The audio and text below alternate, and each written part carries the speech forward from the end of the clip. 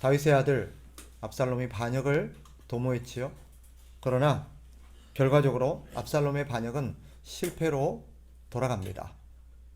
그리고 그는 전투 중에 어처구니 없게도 머리가 나무에 걸려서 생포되죠.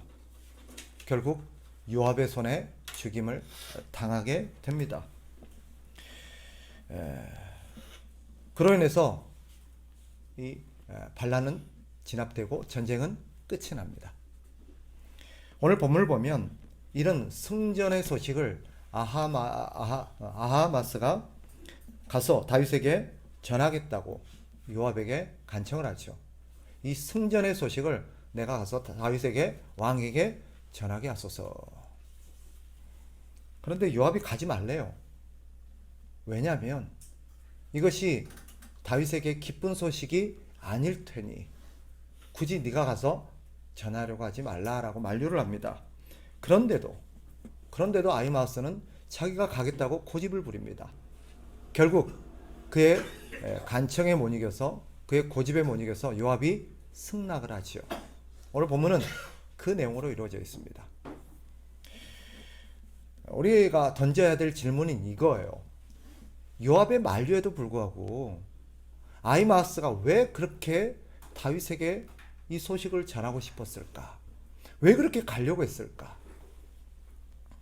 19절에 그를 암시하는 대목이 나오죠. 다시 한번 보세요.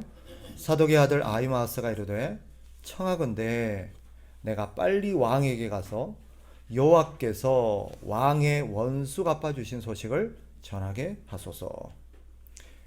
그의 생각을 읽어낼 수 있는 대목이죠.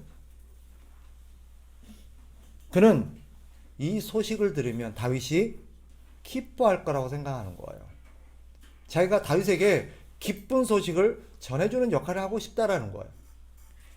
틀림없이 전쟁이 이겼습니다. 반란이 진압되었습니다. 우리가 승리했습니다. 라고 얘기하면 다윗이 기뻐할 거라는 거예요. 이 소식을 제일 먼저 자기가 알려주고 싶다는 거예요. 근데 그게 진짜 다일까요? 요압이 이런 아히마아스의 본심을 꿰뚫습니다. 그리고는 22절에 이렇게 말하죠. 22절을 보세요. 요압이 이렇게 말합니다. 사독의 아들 아히마아스가 다시 요압에게 이르되 청하건대 아무쪼록 내가 또한 구스 사람의 뒤를 따라 달려가게 하소서 하니 그 다음 요압이 이르되 내 아들아 너는 왜 달려가려 하느냐. 그 다음 주목해 보세요. 이 소식으로 말미암아서는 너는 상을 받지 못하리라. 아히마아스가 단지 다윗에게 달려가서 다윗이 기뻐할 만한 소식을 전해주려는 그 의도가 다는 아니었던 거예요. 사실 그가 진짜 노린 것은 뭐예요? 이 소식으로 말미암아 다윗에게 상을 받기를 기대했던 거예요. 다윗에게 가서 승전의 소식을 전하고 기쁜 소식을 전해주면 다윗이 어떻게 반응할 거라고 생각한 거죠? 아유 잘했다, 귀하다, 수고했다 하면서 칭찬과 더불어서 그에게 뭔가 보상을 줄 거라고 기대했던 거예요. 그래서 누구보다도 그 상을 누가 받아야 돼요? 자기가 받고 싶은 거예요. 그래서 먼저 가려고 했던 것입니다. 그러면 우리가 읽지는 않았지만 다윗이 과연 아히마아스의 의도대로 기뻐하면서 상을 줬을까요? 네. 아히마아스가 숨을 헐떡거리며 승전보를 전하러 가죠. 그런데 그의 말에 다윗이 보인 반응을 우리가 주목해 볼 필요가 있습니다. 우리가 읽지는 않았지만 29절로 가보세요. 왕이 이르되 젊은 압살롬은 잘 있느냐 하니라. 아히마아스의 소식, 아히마아스의 길을 듣고 다윗이 보인 반응은 뭐예요? 왕이 이르되 젊은 압살롬은 잘 있느냐. 다윗의 관심은 전쟁이 이겼냐 졌냐에 있었던 게 아니라 어디에 있는 거예요 지금? 내 아들 압살롬은 괜찮냐? 내 아들 압살롬은 괜찮냐? 무슨 말이에요? 살아 있느냐? 혹시 죽지는 않았느냐? 아마도 성경에 여기서 침묵하고 있지만 그런 다윗의 반응을 보고 아히마아스는 당황했을 겁니다. 이게 아닌데. 그는 이렇게 둘러대지요. 29절에 보니까 요압이 왕의 종 나를 보낼 때에 크게 소동하는 것을 보았으나 무슨 일인지 알지 못하였나이다. 그는 글쎄요, 뭔 소동이 있는 건 내가 들었는데 구체적으로 무슨 일이 있었는지는 잘 모르겠습니다라고 둘러댑니다. 몰랐을까요? 그 자리에 누가 있었을까요?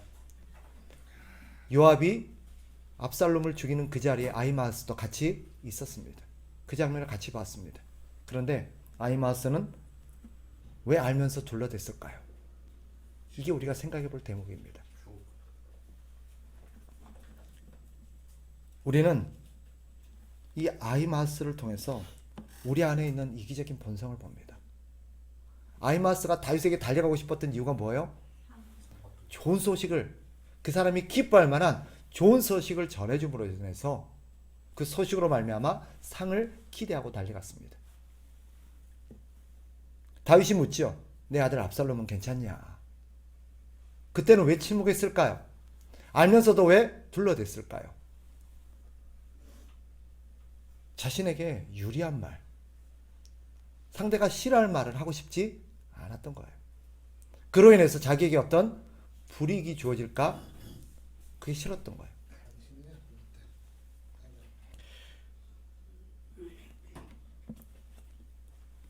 사람은 자신에게 유리한 말만 합니다.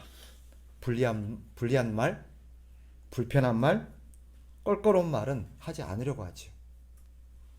좋은 말, 상대가 들으면 기뻐할 말, 칭찬할 말은 서로 얘기하려고 그래요. 앞다투어 얘기하려고 그래요. 그런데 상대가 들으면 별로 안 좋아할 것. 해야 되지만, 해야 하는 말이지만 나는 하기 싫다는 거예요. 상대가 알아야 할 얘기지만 나는 전하고 싶지 않다는 거예요. 왜? 그것 때문에 불편해지는 게 싫은 거예요. 그것 때문에 상대가 나를 싫어하는 게 싫은 거예요. 혹시나 그것 때문에 내가 불이익을 받을까 싫은 거예요. 그래서 어쩌면 우리가 오늘날 복음을 전하지 못하는지도 모릅니다. 진짜 들어야 될 말은 따로 있는데, 진짜 그 사람에게 해야 될 말은 따로 있는데, 그런 말은 쏙 빼고 무슨 얘기만 해요? 좋은 얘기만 하는 거예요. 오늘 복음의 현장에서도 우리는 이런 모습을 많이 봅니다. 사람들에게 복음을 전하십시오, 나가서 예수님을 전하십시오 하면 대부분 그들이 전하는 복음의 내용이 뭘까요? 예수 믿으면 복 받아요. 우리 교회 갑시다. 병도 고치고요. 일도 잘 되고요. 자식이 복을 받고요. 마음이 편해지고요. 뭐 사업도 잘 되고요. 좋은 얘기 일색이에요. 근데 그 말이 틀린 얘기는 아니지, 그죠? 아히마스가 다윗에게 쫓아가서 했던 좋은 얘기 거짓말이에요? 아니에요. 맞는 얘기예요. 그런데 반만 얘기했어요. 진짜 상대가 알고 싶어하고 상대가 진짜 궁금해하는 것은 쏙 빼요. 왜? 불편하니까. 복음의 본질이 뭐예요? 복음이 그 사람에게 정말 말하고 싶어하는 복음의 본질이 뭐예요? 당신은 죄인입니다. 당신은 죄인입니다. 그 죄로 말미암아 하나님의 심판을 받을 수밖에 없는 존재입니다. 만일 당신이 회개하지 아니하면 당신은 죄로 말미암아 어떻게 됩니까? 영원한 심판을 받게 될 겁니다. 그 심판으로 당신은 지옥에서 고통받게 될 겁니다. 그러니 예수 믿어야 돼요. 이게 복음의 본질이에요. 그런데 이 얘기는 아무도 안 하려고 그래요. 복음의 현장 가서 전도하라 그러면 교회 갑시다.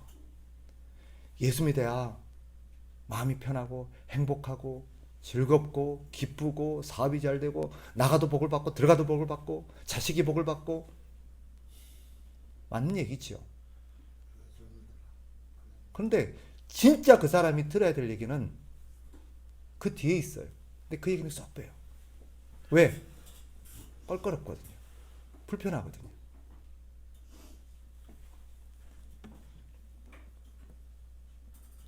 또 한 가지, 오늘 아히마아스가 우리에게 보여주는 또 한 가지 우리의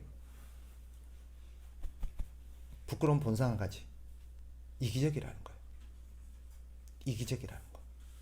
아히마스는 이 소식을 다윗이 기뻐할 거라고 생각했어요. 맞지요? 그러니까 달려가서 이 소식을 전해주면 다윗이 기뻐할 거라고 생각했어요. 근데 순전히 누구 생각이었어요? 자기 생각이에요. 자기 입장에서 판단한 거예요. 자기가 보니까 이 전쟁에 이긴 거는 좋은 소식이에요. 맞지요? 자기가 봤을 때는 좋은 소식이에요. 그래서 자기가 좋았고 자기가 기쁜 소식이니까 상대도 그럴 거라고 생각하는 거예요. 이런 마음이 오늘날 우리의 마음입니다. 이것은 다윗이 무엇을 원하고 다윗의 마음이 어떠할지에 대한 이해가 없는 거예요. 내가 이 소식을 전했을 때 이것이 과연 다윗에게도 정말 기쁜 소식일까? 이 소식이 내가 좋아하는 것처럼 다윗도 정말 좋아할까? 거기에 대한 이해가 부족한 거예요. 왜? 사람은 철저하게 자기중심적이에요. 내가 좋으면 좋은 거예요. 내가 안 좋으면 어때요? 나쁜 거예요. 오늘 본문에 나오는 아히마아스는 다윗의 마음에는 관심이 없어요. 과연 압살롬을 잃은 다윗의 마음이 어떠할지, 전쟁에 이겼다고 마냥 좋아할지. 어쨌든 자신은 다윗을 기분 좋게 하고 다윗이 좋아할 만한 어떤 소식을 전해줌으로써 다윗에게 상 받은 것 외에는 관심이 없어요.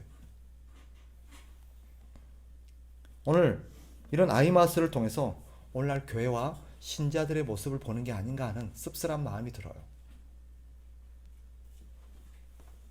오늘날 교회가 정말 주님의 마음을 알까?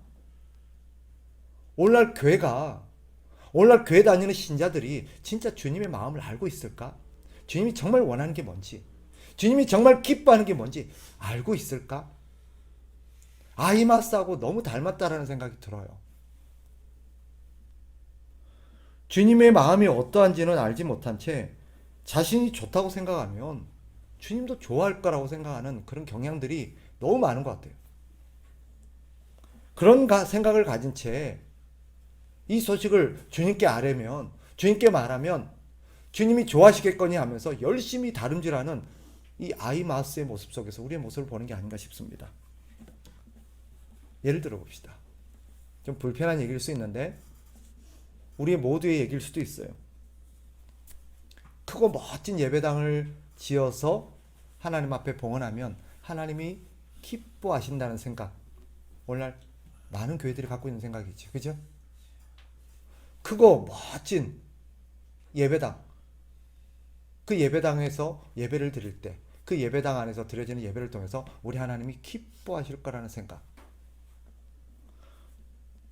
또 우리 교회가 사람이 많아지고 성장하고 재정이 풍성해지면 우리 하나님이 기뻐하시고 우리 하나님이 주시는 복이라고 생각하는 것. 교회에서 큰 행사들을 많이 개최해서 교회가 유명해지고 방문한 사람들이 많아지면 우리 하나님께서 크게 영광을 받으시고 기뻐하실 거라는 생각. 작게는 내가 하나님 앞에 많은 헌금을 하고 많은 일을 하고 내가 세상에서 유명해지고 높은 관직에 올라가면 우리 하나님께 영광이 될 거라는 생각. 이게 오늘날 그리스도인 안에, 신자들 안에, 교회 안에 깔려있는 생각인 듯 싶습니다. 물론 그게 나쁜 건 아니지, 그죠? 그건 좋은 거예요. 교회가 크고 화려한 예배당에서 하나님 앞에 예배 드릴 수 있다면 참 좋은 거라고 생각해요. 그런데 아히마아스가 그랬듯 진짜 다윗이 원하는 게 뭔지, 다윗의 관심이 어디에 있는지에 대해서 과연 교회가 헤아리고 있을까? 생각해 봅시다. 크고 멋진 예배당을 짓는 일 때문에 그 과정 속에서 성도들이 상처받고 교회가 갈등을 겪고 또 그 화려하고 멋진 예배당을 짓는 동안 주변 사람들이 민원을 제기하고 그것 때문에 교회에 대한 미움이 더 커져가고 교회를 바라보는 시각들이 점점 나빠짐으로 인해서 우리 하나님이 그것을 바라보시는 안타까운 마음들은 과연 교회가 헤아리고 있을까? 그저 크고 좋은 예배당이면 무조건 하나님이 기뻐할 거라는 생각에 과정이 어떻든 그 과정 속에서 벌어지는 어떤 불의하고 부정한 일이 어쨌든 결과만 좋으면 되지 않느냐 하는 생각. 교회가 커지고 사람들이 많이 모였을지라도 그 과정 속에서 그 큰 교회로 몰려든 사람들이 사실은 주변의 작은 교회에서 온 사람들이어서 그 교회가 커지는 동안 주변의 작은 교회들이 문을 닫고 하나씩 사라지는 그 광경을 바라보시는 하나님의 안타까운 마음은 과연 교회가 헤아릴까? 그 교회가 커졌다고, 사람 많아졌다고 하나님이 기뻐하실까라고 했을 때 과연 우리 하나님도 기뻐하실까 하는 거예요. 교회가 이런저런 행사들을 열심히 함으로 인해서 유명해지고 세상 사람들이 입에 오르내리고 그러는 동안 진짜 교회가 힘써야 될 일은 소홀해지고 돌봐야 될 영혼들에 대한 그런 어떤 일들은 소홀해져 감으로써 사실은 겉만 번지르한 그런 모습을 바라보는 하나님의 공허한 마음은 우리가 헤아리고 있는가 하는 거예요. 우리가 진짜 중요한 걸 놓치고 사는지도 몰라요. 우리는 이렇게 하면 하나님 기뻐하시겠지? 근데 어쩌면 이 아히마아스와 다윗의 빗나간 어떤 관점처럼 우리와 하나님의 관점이 빗나가 있는지도 모르겠어요. 우리는 이것을 하나님이 기뻐할 거라고 생각하는데 하나님의 관심은 딴 데 있을 수 있어요.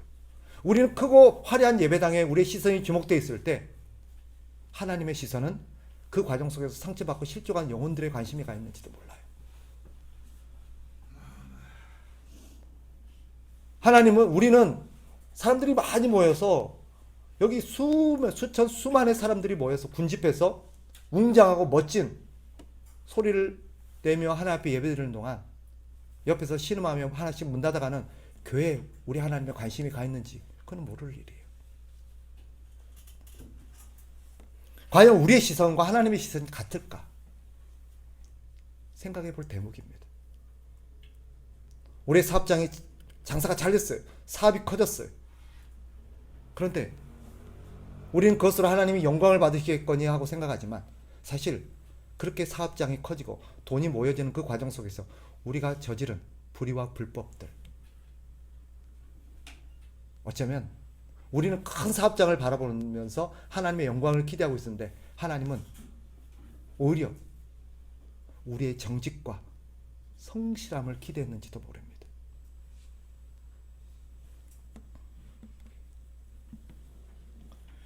다시 우리는 성경으로 돌아가서 다윗이 진정 원하는 것이 무엇인가에 주목할 필요가 있어요.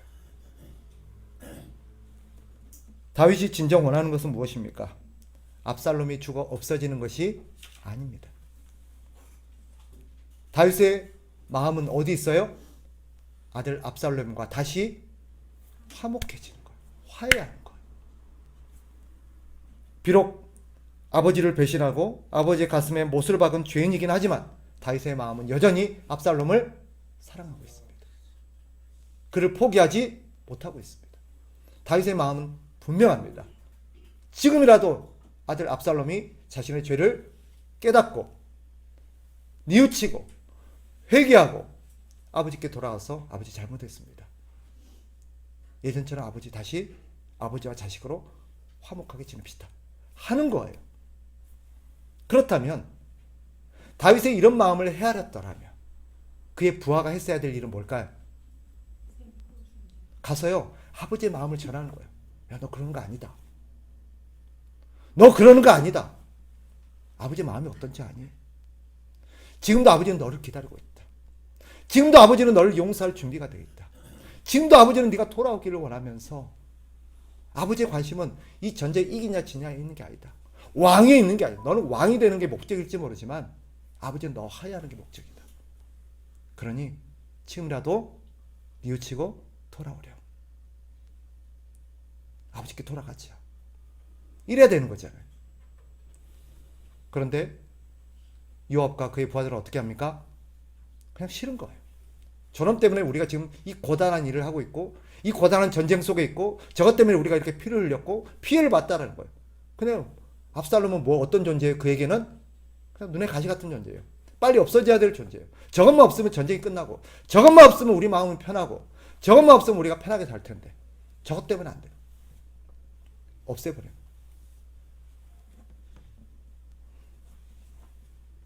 어쩌면 몰라 교회가 이러고 있는지도 몰라요. 어쩌면 오늘날 신자들이 이러고 있는지 모르겠다는 생각이 듭니다. 하나님의 마음은 그 영혼이 회개하고 돌아오기를 바라는데 우리는 죄를 바라보는 우리의 관점은 어때요? 싫은 거예요. 미운 거예요. 심지어 어떤 사람은 제가 예전에도 그런 얘기 했죠.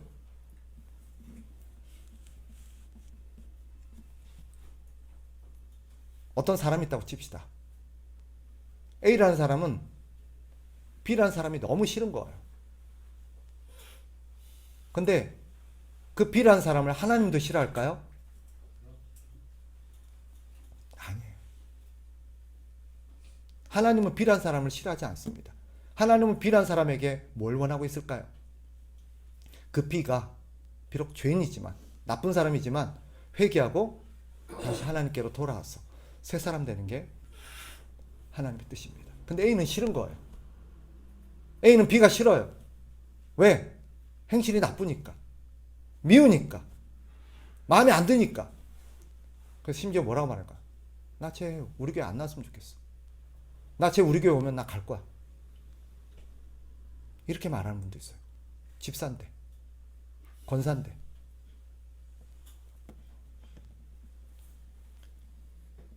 그 사람이 없어지면 우리의 마음이 편할 수 있겠지요.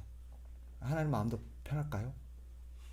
그 사람이 없어져서 내 마음이 편하고 우리 공동체가 편하고 우리가 기분 좋으면 하나님도 기뻐하실까요?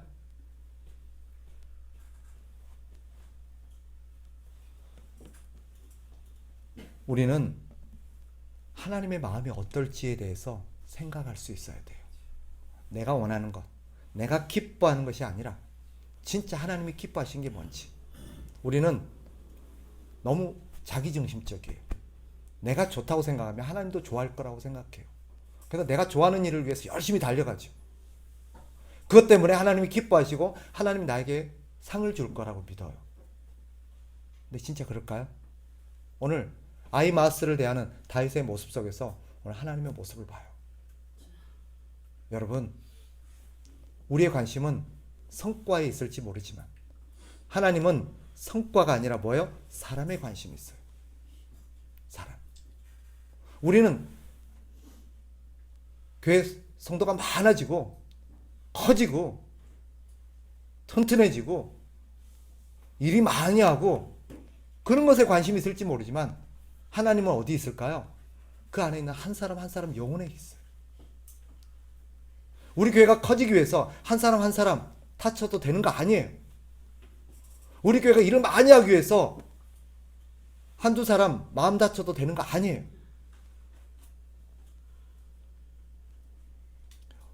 우리는 성과에 항상 주목해요. 그러나 하나님은 사람에게 주목합니다.